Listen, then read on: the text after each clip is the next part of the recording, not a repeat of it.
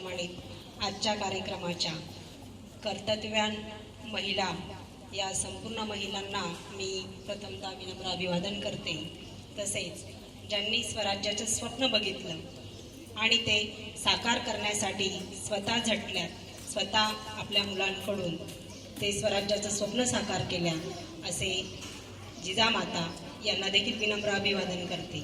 ज्यांनी स्त्री शिक्षणाचा पाया रोवला, आज ज्या स्टेजवर आम्ही सर्व महिला येऊ शकलो आहोत यासाठी ज्यांनी कष्ट घेतल्या, असे क्रांतिज्योती सावित्री माता फुले यांना देखील विनम्र अभिवादन करते। विद्येची देवता यांना देखील विनम्र अभिवादन करते। मी आपला जास्तीचा वेळ या ठिकाणी घेणार नाहीये। माझं मनोगत या ठिकाणी थोडक्यात व्यक्त करायचं आहे आणि मी थोडक्यातच या ठिकाणी तुमचा वेळ घेणार आहे। मी एक सामाजिक कार्यकर्ता जरी असली तरी मी याच शाळेची माजी विद्यार्थिनी आहे। आज या स्टेजवर ज्यावेळेस माझा गौरव करण्यात येत आहे, खरं तर माझं ऊर असं दाटून आलेलं आहे की ज्या शाळेत मी शिकली, आज त्या शाळेकडून माझा सन्मान होत आहे।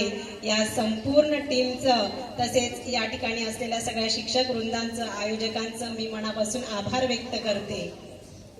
काल मला 2-3 दिवसापूर्वी मला भागवत मालपुढे सरांचा फोन आला आणि सर मला म्हटले की निलिमा, तुला पुरस्कार मिळाला आणि या पुरस्कार मिळाल्यानंतर तुला आपल्या शाळेमध्ये आम्ही आमंत्रित करीत आहोत। मी क्षणाचाही विलंब लावला नाही आणि सरांना लगेच म्हटली की सर ठीक आहे, काही हरकत नाही, माझ्या शाळेत माझा सन्मान होत आहे ना, तर खरंच माझ्यासाठी ही खूप अभिमानाची गोष्ट आहे। मी ज्यावेळेस आम्ही या ठिकाणी बसायचो, खरं तर या मुलींना सुद्धा वाटत असेल की ज्यावेळेस आम्ही बसायचो तुमच्यासारखंच, त्यावेळेस आमच्या या ठिकाणी स्टेजवर माता भगिनी असायच्या आणि विचार करायचो की यांच्यासारखंच कधीतरी आपण स्टेजवर जाणार का, आपल्याला कधीतरी अशी गोष्ट करता येणार का की आपल्याला स्टेजवर बोलण्याची संधी मिळणार। आणि आम्हाला खरंच आदरणीय गुरु सुद्धा असे मिळाले की ज्यांनी आमच्या या मातीच्या गोळ्याला जो आकार दिला तो अतिशय परफेक्ट दिला आणि प्रत्येक गोष्टीची जाणीव, प्रत्येक गोष्टींमध्ये येणारे अडथळे, तुम्हाला बाहेरच्या जगामध्ये येणाऱ्या अडचणी कशा असतील, या सर्व अडचणींची जाणीव आम्हाला आमच्या गुरुजनांनी करून दिली। आज आम्हाला जे गुरुजन लाभलेले होते त्यापैकी जवळपास 7-8 शिक्षक या ठिकाणी मला भेटलेत। बाकी सगळे शिक्षक आज हे दुसऱ्या पदस्थ ठिकाणी कार्यरत आहेत आणि सर्व शिक्षकांनी दिलेलं अनमोल असं मार्गदर्शन आमच्यासाठी खूप महत्त्वाचं ठरलेलं आहे। आणि त्यांनी दिलेल्या मातीच्या गोळ्याला आकार आज जो साकार होत आहे, तर खरंच मी या संपूर्ण सरस्वती भुवन शाळेचं मनापासून आभार व्यक्त करते। खूप छान या ठिकाणच्या सर्व स्पर्धा असतील, मी सुद्धा व्हॉलीबॉलची एक प्लेयर होती आणि मला असलेले पसलुरे सर हे अतिशय सुंदर प्रकारे गायडन्स करत होते। आम्हाला शिकवणारे हिस्ट्रीचे शिक्षक आहेत पिंगळे सर, ते या ठिकाणी कार्यरत आहे। आल्याबरोबर सरांना नमस्कार केला आणि सर खरं तर तुम्ही शिकवलेल्या इतिहासामुळे कदाचित माझ्या इतिहासामध्ये कुठेतरी मी नाव कोरण्याचा प्रयत्न करत आहे। Thank you so much sir. आणि सरांचं हे मार्गदर्शन जे होते आमच्यासाठी खूप असं अनमोल होतं। मी 2004ला 10वीला, 2006ला 12वीला आणि या ठिकाणी आम्हाला पिंगळे सर असतील, सिनकर सर होते, मर्लापर्ले सर होते, कातार मॅडम होत्या, अतिशय सुंदर पद्धतीचं असं मार्गदर्शन आम्हाला करत होते। माझं 2006ला 12वी झाल्यानंतर विचार केला की सर, म्हणजे त्यावेळेस तर असं इंजिनिअरिंग मेडिकल फील्डचं खूप असं नॉलेज नव्हतं। आपला हा ट्रायबल एरियामध्ये शिकावं तरी काय, यानंतर करायचं तरी काय, मुळात म्हणजे तर 10वी-12वी मध्येच मुलींची लग्न होत होती। आमच्या 1-2 बॅच अगोदरच कुठेतरी या संपूर्ण क्षेत्रामध्ये कळालं होतं की नाही, मुलींच्या शिक्षणाचं महत्त्व खूप आहे। आणि आमच्या सोबतच्या आमच्या सिनियर ज्या मुली होत्या त्या डीएडच्या बॅचला गेलेल्या होत्या आणि मी सुद्धा डीएडच्या बॅचला गेली। डीएड झालं, बीएड झालं, एमएड झालं आणि आदरणीय महालपुरे सर म्हणले होते की निलिमा, तुझं सायकोलॉजी सब्जेक्ट खूप छान आहे आणि तू सायकोलॉजीमध्ये खूप छान प्रगती करू शकते। सरांनी दिलेला हा मूलमंत्र आणि सरांच्या मार्गदर्शनाने, सरांच्या प्रेरणेने आज मी उत्तर महाराष्ट्र विद्यापीठामध्ये मानसशास्त्र या विषयामध्ये PhD देखील करीत आहे। डीएडला बाहेर पडल्यानंतर कळालं की कुठेतरी स्पर्धा परीक्षा देखील असतात आणि या स्पर्धा परीक्षांमध्ये आपल्याला स्वतःला अभ्यास कसा करायचा, मग त्यावेळेस माहिती तर एवढं नव्हतं कारण बेसिक कन्सेप्ट क्लिअर नव्हते। सर खूप छान पद्धतीने शिकवायचे, पण अभ्यास कसा करायचा, चिंतन कसं करायचं, मनन कसं करायचं, वाचल्यानंतर ते लक्षात कसं ठेवायचं, टेक्निक्स कशा यूज करायच्या, या संदर्भामध्ये कुठल्याही प्रकारे गायडन्स नव्हतं. मग नंतर सरांना एक वेळा भेटली की सर खरं तर अभ्यास खूप करतो पण डोक्यात काहीच नाही शिरत, खूप वाचन करतो पण डोक्यात काहीच नाही राहत, काय करावं सर. मग त्यावेळेस सरांनी आम्हाला टेक्निक सांगितलं की आपण वाचल्यानंतर त्याच्या छानपैकी छोट्या छोट्या नोट्स काढायच्या आणि त्या नोट्सवर स्वतःच आपण प्रश्न तयार करायचे आणि प्रश्न तयार केल्यानंतरच आपल्याला पडलेल्या प्रश्नांमधून 4 ऑप्शन निवडायचे आणि अशा प्रकारे स्पर्धा परीक्षेचं जे अभ्यासाची सुरुवात आहे ती खरं तर आम्हाला SBच्या या बाळकडूमधूनच मिळालेली होती. त्यानंतर विचार केला, मी जवळपास नंदुरबार जिल्ह्यामध्ये 15 वर्षापासून योगा आणि नॅचरोपॅथीचा कॅम्प घेते. त्या ठिकाणी असलेल्या आदिवासी दुर्गम भागामध्ये ज्यावेळेस ही सर्व कार्य करत होती त्यावेळेस खूप साऱ्या अडचणी आल्या, कारण आपल्यासारखी परिस्थिती त्या ठिकाणी उपलब्ध नाहीये. सर्व प्रकारचे इव्हन रस्त्यांपासून तर शिक्षणांपासून त्यांच्याशी बोलताना येणाऱ्या अडचणी, कारण त्यांची भाषा वेगळी आपली भाषा वेगळी, या सगळ्या गोष्टींमध्ये खूप साऱ्या अडचणी येऊ लागल्या होत्या. परंतु माझे मिस्टर नितीन कुमार माळी हे देखील 2 विषयांमध्ये PhD आहेत, शिवाय ते पण नॅचरोपॅथीचे तज्ज्ञ आहेत आणि त्यांनी मला गायडन्स चांगल्या पद्धतीने केलं. म्हटलं जातं की एका कर्तृत्ववान पुरुषाच्या मागे स्त्रीचा हात असतो, तसं माझं जे हे कर्तृत्व आज दिसत आहे ते माझ्या पतीमुळे आणि माझ्या वडिलांमुळे आणि माझ्या सासरच्या मंडळीमुळे आहे. माझं सासर वाघळीचं बघितलं तर तसं खूप ट्रॅडिशनल पद्धतीचं घराणं माझं, पण आजी सासू नेहमी म्हणायच्या की बाई डोक्यावर पदर जेवढा तुझा आहे ना तेवढं तुझं कर्तृत्व उंच असलं पाहिजे. आणि माझं फक्त लग्न झालं त्यावेळेस D.Ed झालेलं होतं आणि आज मी या PhD पदापर्यंत जे येत आहे ते माझ्या आजी सासूंच्या प्रेरणेमुळे.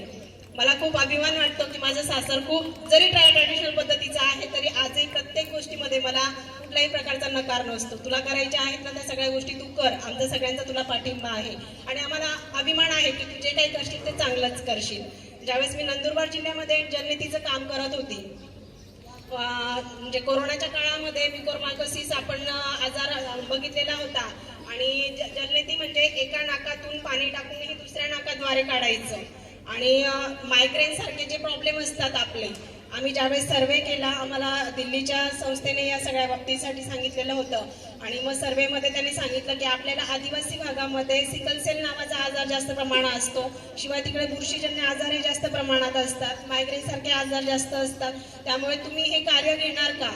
आणि मग आम्ही नॅचरोपॅथीचं हे काम जे आहे ते जवळपास 160 रुपयाला असलेला जलनेती पॉट हा आम्ही त्या ठिकाणी 5,000 जलनेती पॉट हे मोफत वाटप केले आणि नवापूरमधल्या इव्हन नंदुरबार तालुक्यातल्या गल्लोगल्ली जाऊन खेडोखेडी जाऊन त्या ठिकाणी प्रात्यक्षिकं करून दाखवली की जलनेती कशा प्रकारे केली जाते आणि त्याचा आपल्या शरीरावर होणारा परिणाम कशा प्रकारचा आहे, हे सर्व जलनेतीच्या माध्यमातून आपण कशा प्रकारे घालवू शकतो, मायग्रेन सारखा त्रास आपण कशा प्रकारे घालवू शकतो, हे सर्व आम्ही त्या ठिकाणी करून दाखवलं.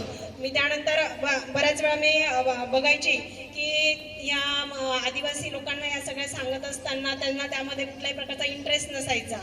अगदी आपण जर म्हटलं की ताई आम्ही तुम्हाला काहीतरी प्रात्यक्षिक करून दाखवत आहोत, तुम्ही बघा, आपल्याला आजार चांगल्या प्रकारे यातनं चांगले होतात, आपले विकार यातनं जातात, तर ते लोक त्याकडे लक्ष पण नाही द्यायचे. मला त्यावेळेस खूप अशी खंत वाटायची. मी माझ्या मिस्टरांना म्हणायची की अहो आपण हे काय काम हातात घेतलेलं आहे, आपण समाज सुधारण्याच्या मागे निघालेले पण आपल्याला समाजच प्रोत्साहन करत नाहीये किंवा साथ देत नाहीये. त्यावेळेस माझे मिस्टर मला नेहमी म्हणायचे की नाही, आपण जे काम करत आहोत ना त्या कामाला एक ना एक दिवस कुठे ना कुठे भगवंत पावती देणार. आणि मला माहिती की या सर्वेच्या माध्यमातून तू करत असलेल्या कामाच्या माध्यमातून नक्कीच एक ना एक दिवस चांगलं काम होणार आहे. आणि मला मिळालेला हा पुरस्कार, हा 15 वर्षाचं जे मी केलेलं काम आहे, अतिशय सुंदर पद्धतीचं काम, या पुरस्कारात त्यांनी सर्व स्टडी केला आणि सर्व स्टडी करून मग नंतर हा पुरस्कार मला दिला. मी ज्यावेळेस योगाचे देखील मी त्या ठिकाणी फ्रीमध्ये क्लासेस घेत असायची. आपण महिला विचार करतो की मी घरामध्ये दिवसभर एवढं राबत असते, सकाळी 4 वाजेची उठते, 5 वाजेची उठते, घरामध्ये सगळे कामं करत असते, मला योगाची काही आवश्यकता नाही, मला कुठल्याही प्रकारचे आजार नाहीत, इव्हन मला काहीच होऊ शकत नाही कारण मी घरामध्ये व्यवस्थित असते अगदी. परंतु ज्या वेळेस आपण योगाच्या माध्यमातून स्वतःला फिटनेस मिळवत असतो त्यावेळेस आपल्याला कुठल्याही दिवसभराच्या 24 तासाचं कार्य करत असताना कुठल्याही प्रकारचा थकवा जाणवत नाही. म्हणून आपण सकाळी रोज किमान 1 तास तरी स्वतःसाठी दिला गेला पाहिजे.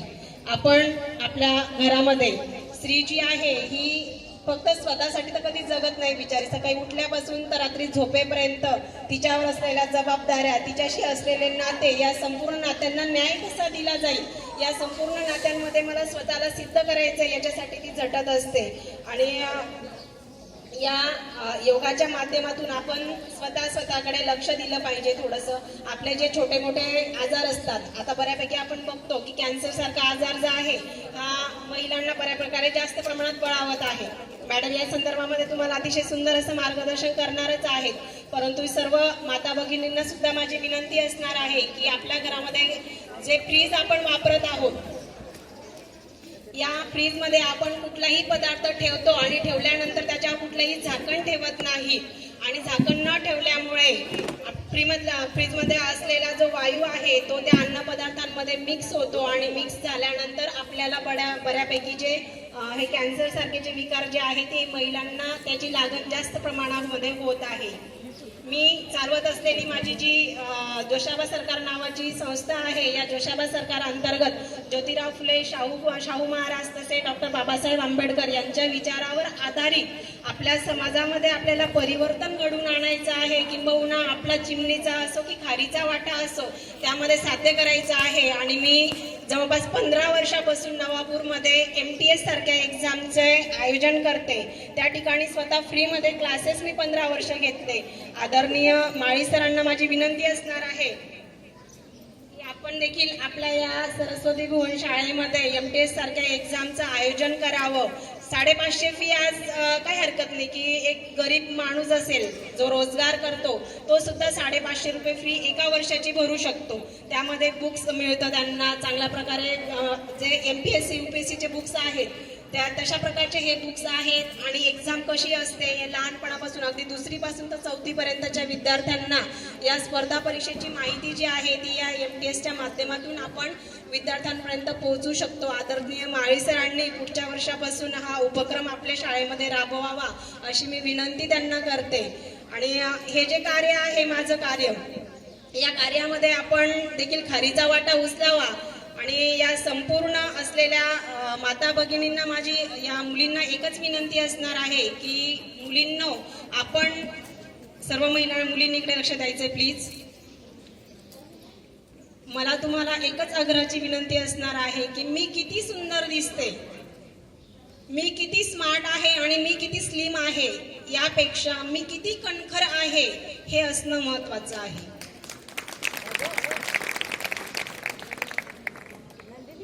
आज आपण बघितलं, आपण मागच्या आठवड्यामध्ये स्वारगेटची घटना बघितली. अतिशय लांछनास्पद असलेली ही घटना. आपण ज्यावेळेस विचार करतो की आपल्या मुली ह्या आपण 10वी-12वी नंतर बाहेर शिक्षणासाठी टाकतो आणि शिक्षणासाठी टाकल्यानंतर बिचारी तशीच ती मुलगी पण बाहेर शिक्षणासाठी होती. आणि आपण ज्यावेळेस एखादी मुलगी जी असते ती पटकन दुसऱ्यावर विश्वास ठेवते. त्या ठिकाणी तिची चुकी जरी म्हटली आपण तर काही अंशी तिने विश्वास ठेवला ही तिची चुकी झाली. परंतु एक ताई म्हणून सुद्धा त्या नालायकाने असं नराधम कृत्य केलं. म्हणजे आपण एखाद्याला ताई म्हटल्यानंतर सुद्धा विश्वास ठेवायचा की नाही या गोष्टीवर आपण विचार केला पाहिजे. माझे कणखर भाऊ आहेत आणि हे कणखर भाऊंनी एखाद्याने माझ्याकडे तिरप्या नजरेने बघितलं तरी मी त्याचे डोळे काढून घेऊ शकते. इथपर्यंत माझे भाऊ हे कणखर असावे. आज मुलींनी स्वतः स्लिम असणं, गोरं दिसणं, टापटिपीने राहणं, नट्टापट्टा करणं ह्या सगळ्या गोष्टी एक तुम्ही वयात आल्यानंतर ठीक आहे, प्रत्येकाला वाटतं नॅचरल प्रोसेस आहे. मी सुंदर दिसावी, मी छान असावी, मी स्लिम असावी आणि मी अट्रॅक्टिव्ह दिसावी, हे सगळं जेवढं महत्त्वाचं आहे. तर आज प्रत्येक मुलीने योगा आणि कराट्याच्या माध्यमातून स्वतःचं संरक्षण करावं. मी स्वतः आपण म्हणतो की आपल्यावर पगडा काय मुळात म्हणजे की आपण पुरुषाचा विरोध नाही करू शकत कुठल्या गोष्टींचा. स्त्री ही कमकुवतच आहे कारण तिला पुरुषाची साथ असल्याशिवाय ती कुठल्या गोष्टी करू शकत नाही. हे जे आपल्यावर पगडा आहे तर मला मुलींना एकच सांगायचं आहे की स्त्री कमकुवत नाही. सतीयुगापासून बघत आलेलो आहोत आपण की महिषासुराचा वध करायचा असेल तर त्या ठिकाणी कुठल्याही देवाने वध केला नाही, तर अगदी देवीनेच त्या ठिकाणी वध केलेला आहे. म्हणजे स्त्री शक्ती जी आहे, नारी शक्ती जी आहे तिला कुठेही तोड नाही.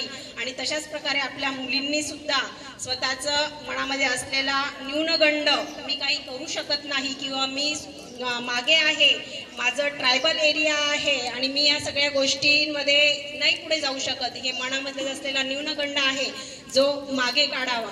मी 2016 मध्ये MPSCची मेन्स एक्झाम क्वालिफाय झाली, डायट अधिव्याख्याताची. मेन्स एक्झाम क्वालिफाय झाली, पण आपला ट्रायबल एरिया असल्यामुळे कदाचित इंटरव्ह्यूमध्ये माझे प्रयत्न कमी पडले असावेत किंवा माझा थोडा अभ्यास कमी पडलेला असावा. आपण ट्रायबल एरियामध्ये शिक्षण घेतो, आपल्याला असलेलं नॉलेज, आपला असलेला कॉन्फिडन्स हा थोडा कुठेतरी कमी असतो. शहरामध्ये किती छान मुली फ्लुएंट बोलतात आणि किती सुंदर एक्सप्लेन करतात, सगळ्या गोष्टी किती अगदी कॉन्फिडंटली सांगतात. तर मला सांगायचंय मैत्रिणींनो की आपण सुद्धा कमी नाहीत. जरी आपण खेड्यात असलो तर या सगळ्या गोष्टी सर्वात जास्त आपल्याला नॅचरल सगळं काही मिळालं असतं, म्हणून आपण शहरातल्या मुलींपेक्षा आपण कणखर असतो. आपल्याला कुठलीही गोष्ट साध्य करायची असेल तर आपण विचार करतो की नाही, शहरातल्या मुलींपेक्षा मी सुद्धा एक कणखर आहे आणि मला असलेल्या सगळ्या गोष्टी, मला माहीत असलेल्या सगळ्या गोष्टी आणि ह्या चांगल्याच प्रकारे मी सिद्ध करणार आहे. आदरणीय येवले मॅडमांनी आपल्याला या ठिकाणी सांगितलं की आपण प्रत्येक गोष्ट, कुठल्याही गोष्टीचा पाऊल उचलत असताना आपल्या असलेले आई वडील किंवा आपले सासरचे लोक या सगळ्या मंडळींचा विचार करूनच आपण कुठल्याही कार्याचा, कुठल्याही गोष्टीचा पाऊल उचलावा आणि त्यानंतरच आपण आपलं कार्य हे व्यवस्थित पद्धतीने करू शकतो. मला या ठिकाणी आयोजकांनी बोलण्याची संधी उपलब्ध करून दिली त्याबद्दल मी त्यांचे आभार व्यक्त करते आणि नारी शक्तीबद्दल 2 ओळी सांगू इच्छिते. स्त्री म्हणजे जन्मदात्री, स्त्री म्हणजे जन्मदात्री, स्त्री म्हणजे संस्कृती, स्त्री म्हणजे नाविन्याचा वारसा, तसेच स्त्री म्हणजे घराचे घरपण. या महान स्त्री शक्तीला, नारी शक्तीला, त्याच्या महान कार्याला कोटी कोटी विनम्र अभिवादन करते. आणि आजच्या या महिला दिनाच्या निमित्ताने केवळ 8 मार्च म्हणून महिला दिवस न साजरा होता, पण घरामध्ये जर महिला नसेल तर पुरुष काहीच करू शकत नाही. आदरणीय सरांनीच सांगितलं की माझी अर्धांगिनी नाही तर माझं पूर्णत्व आहे माझी पत्नी आणि सगळ्या गोष्टी ती सांभाळते. असे या स्त्री शक्तीला, नारी शक्तीला विनम्र अभिवादन करते आणि याच ठिकाणी माझे 2 शब्द संपविते. जय हिंद, जय भारत, जय ज्योती, जय क्रांती.